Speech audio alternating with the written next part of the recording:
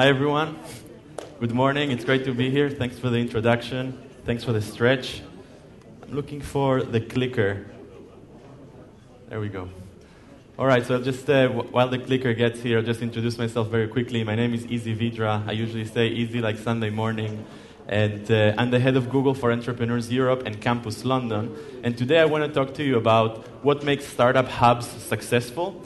And I'm going to focus on, thank you very much, I'm going to focus mainly on London, which is where I'm based and where I started Campus London. How many of you heard of Campus London, just out of curiosity? All right, a few of you, so for the rest, this is going to be new. But please take these lessons and try to translate them to Turkey. So let's start with London. What's the first thing that you think about when you think about London? Who said the Queen? Okay, yeah. Okay, we have the Queen, right? What else? Any football fans here? Okay, Champion Leagues maybe? And fish and chips. But not necessarily startups, right? I think that this is a misconception and this is changing very fast. And this is because London has the three components that are crucial for growing a successful startup ecosystem. The first is talent, with some of the top universities in the world based in London and a couple of them down the road in Oxford and Cambridge. Also international talent coming into the city. The second is capital. There's a huge concentration of capital in London, and more this capital is being allocated towards startups. And finally is ideas, or the ideas, the original ideas, but also the courage to dare to try new ideas. And while Europe has been labeled, maybe wrongly for a few years, as the copycat center of the world, maybe mainly thanks to Rocket Internet and three German brothers that built a successful business cloning ideas, there's more and more original ideas coming out of London and coming out of Europe and Turkey in general, and this is making huge success stories based there. So you don't have to take it from me. Obviously, like other people are noticing as well. You can see the headlines. There's a huge startup ecosystem building in London and in Europe, and we're starting to get this courage that actually this is possible.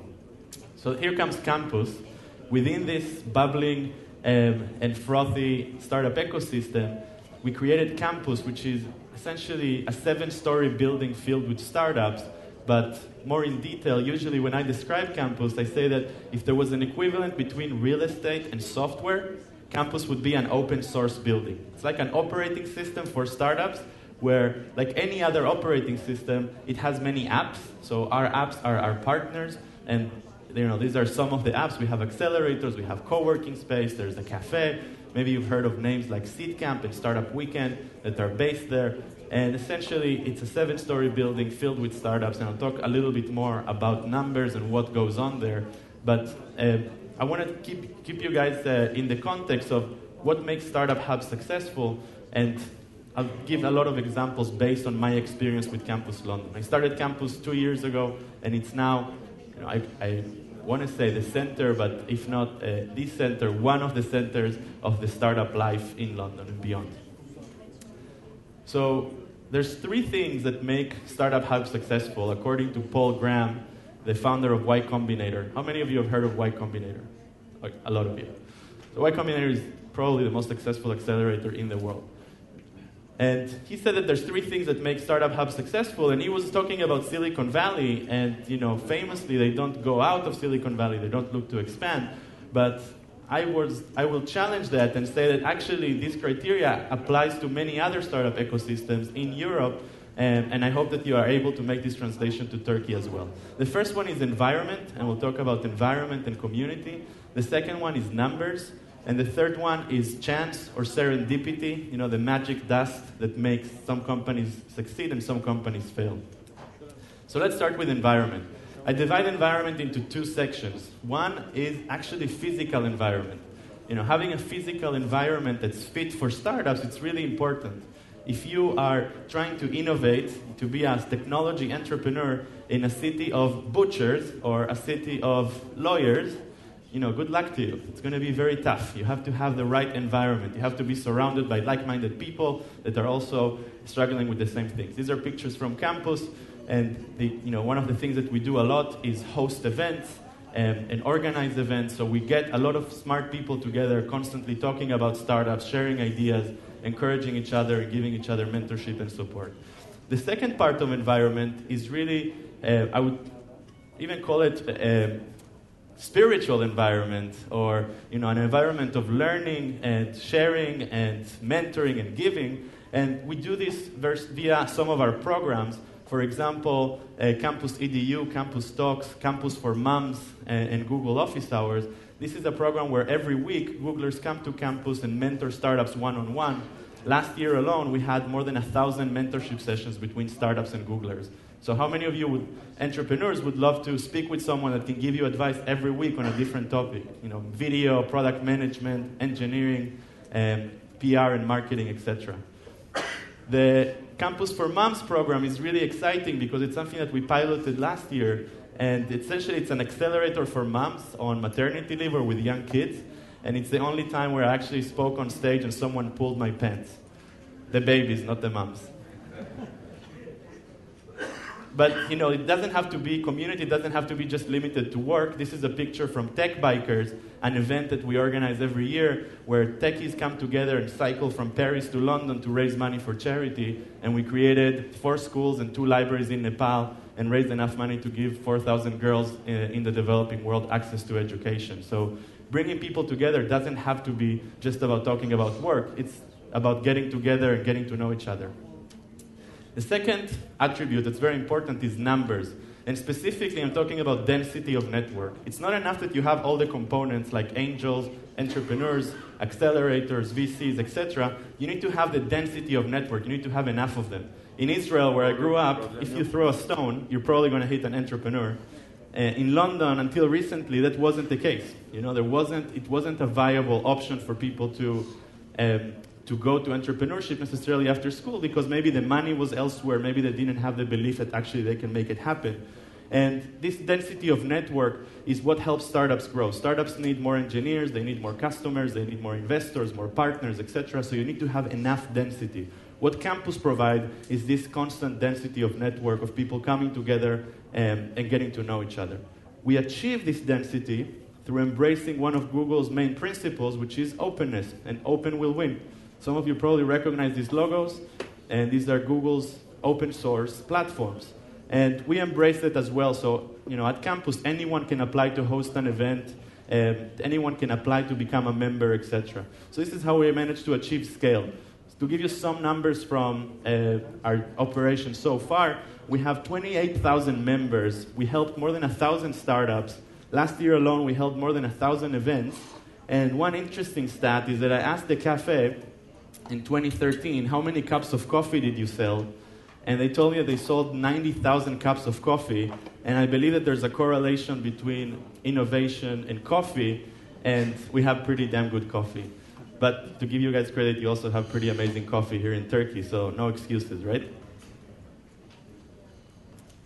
So we can't talk about numbers and startups without mentioning some of the startups. So just to give you a few ideas of who's at Campus, this is a company called Just Add Zero that make a mobile phone, smartphone, made of bamboo. This company, Trady, is creating essentially a 360 review on you based on your social graph. So you have to ask your friends, family, etc., to tell you what they think about you, and then you can use this data for employers and whatnot to rank how innovative, creative you are. This is a company called AdBrain.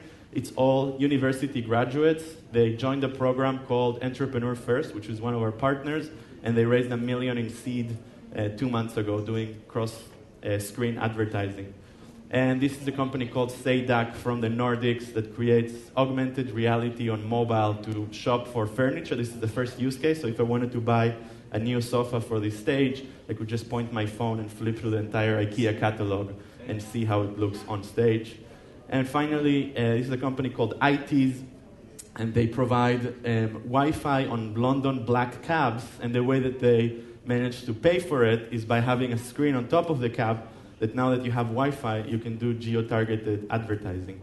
So this is just a few of the many startups at Campus, but it gives you an idea. They are all very early stage, either pre-launch or just launched, and these are all people that are trying to change the world based out of Campus. So let's talk about the third element, which is chance, or what's the magic dust that makes some of these startups succeed? What's the secret? And people ask me, what's the secret? Why is London getting it now? What are you doing right? And the reality is that there is no secret. The reality is that if you get a lot of smart people together and you give them a good environment and the reason to come and interact, you're going to get this magic, this serendipity happen. There's not a day that goes by that I don't meet interesting people at campus. And if you come from Turkey, you're welcome to sign up to become a member for free. And then you sit in the cafe, you're going to run out of business cards and you're going to meet a lot of people that can change the direction of your startup. So don't underestimate the value of mentoring and meeting someone that can actually point you in the right direction at the right time. So there's a lot of areas where this serendipity happens. Maybe it starts with like learning and networking, but it's also raising the profile of your startup. So you can record a video and tell people what you're working on and get collaborators to your idea, etc., etc. And the mentoring and recruiting is a huge part of what we do. Recruiting not for Google, helping the startups grow for themselves, I should correct. So where does all this fit in Google? I work for Google for Entrepreneurs as the head of Europe. Google for Entrepreneurs is under Google Ventures. Google Ventures invests in startups. We do everything else. So we invest in startup ecosystems and help them become successful by empowering entrepreneurs through partnerships, programs, and products. And so far the team is only 2 years old, although we've been doing a lot to help entrepreneurs around the world since Google started. But so far we have more than 60 activities in 110 countries, touching hundreds and thousands of entrepreneurs every year. And you probably may have seen some of the activities through our partners like Startup Weekend or Startup Grind. If you haven't, I highly encourage you to participate. These are just some of our partners globally.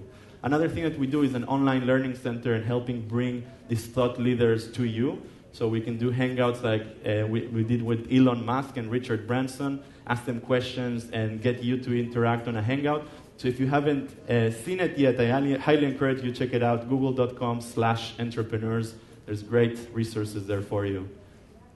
And also we work with the developer relations team that help deliver the best tools for people that choose to develop on Google platforms and programs. It's definitely not a requirement to come to campus or something like that, but just out of curiosity, who does here know what RTFM means? All right. If you don't know, it's read the fantastic manual. And if you're a geek, you can change the F with something else. So you don't have to take all of this from me. You are welcome to check it out at campuslondon.com. If you're ever in London, you can sign up again and work from the cafe for free or take advantage of the mentorship and support that we have. We also host delegations, so it would be great to see a delegation of startups coming from Turkey. And with that, I'll just say thank you very much. Thank you. Thank you, Isi. I'm always curious with the startup accelerators and these spaces. I love that the entrepreneurs can come and they can talk and find mentors. But I guess it's just like being in school, right? There are some kids who are really advanced, and then there's some that need a little bit more assistance. How does Campus London balance that out with the ones that really need a lot of mentoring and a lot of time investment versus the ones that are really just they've got everything and yeah. So we really keep it open, and we enable anyone that wants to be mentored. We give them access to mentorship, not just connecting them to Googlers, but also connecting them to investors. And to answer your question about the more experienced entrepreneurs, I think it shifts very quickly, but you need to have this mentality, and it's very prevalent in Silicon Valley, but maybe it was less prevalent in Europe, that once you become successful, or even if successful means that you were successful in raising subsequent rounds of funding, or you launched a product globally, entrepreneurs in London want to give back. So they come to campus and they teach classes, they participate in panels, and they share their knowledge. And even if it's not official mentoring, it doesn't have to be in the context of an accelerator. We just embrace that goodwill, and we help convene the parties and help people help each other. And that's interesting, and I'm a big believer in giving back and doing that, and I know that when I do it, I learn a lot. I just would love, maybe you can share with the audience, why do you do what you do? Why do I do what I do? Yeah. I love it. That's why I get up out of bed in the morning, and this is what I do for fun. As context, in 2003, I co-founded my own startup. In 2005, I started a blog called VC Cafe. which is ranked as one of the top venture capital blogs. But this is my labor of love, covering Israeli startups and venture capital. And I don't know, sometimes you know that you're born to do something. I guess this is it for me. Great. Well, thank you so much for doing it, and thank you for coming and sharing your insights here. So My pleasure. Let's give it up for Izzy. Great.